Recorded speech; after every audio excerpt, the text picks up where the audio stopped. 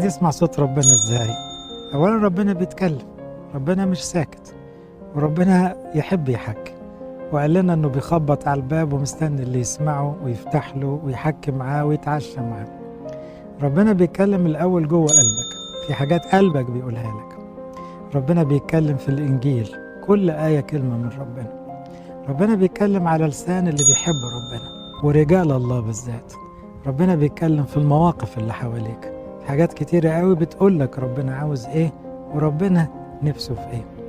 اذا ربنا بيتكلم، لكن احنا بنطنش واحنا مش عاوزين نركز، احنا مش عاوزين نسمعه، احنا سامعين صوت دماغنا او دماغ الناس، ودماغي بتضيعني ودماغ الناس بتضيعني، انما صوت ربنا مش هيضيعني.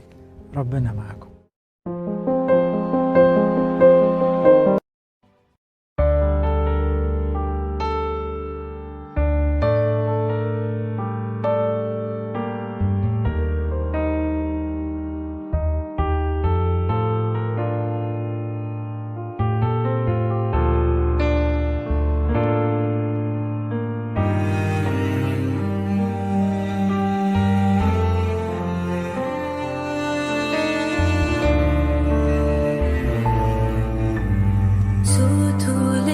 بينده من سنين،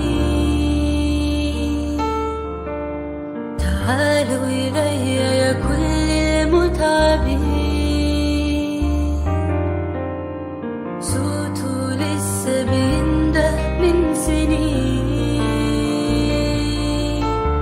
تعالوا إلي يا كل المتعبين.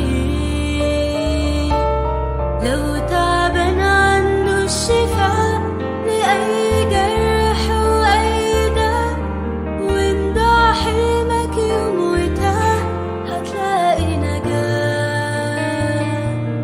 لو يأسن من نفسك روح قوله يا أبويا أنا عندي جروح، مستنيك تيجي وبالروح تديني حياة.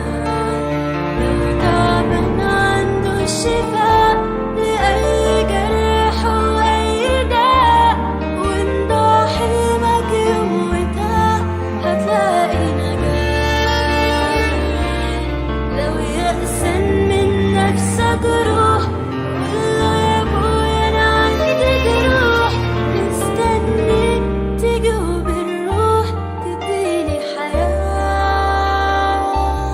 هو مريح التعبان والناس الغلابة، بيحول الكآبة لأغاني وأفراح.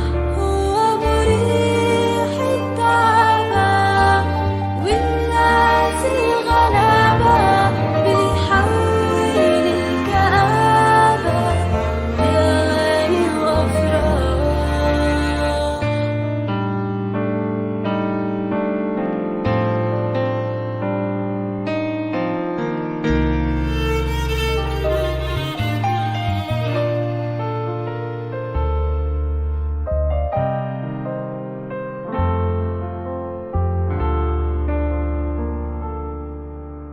صوته لسه بينده من زمان،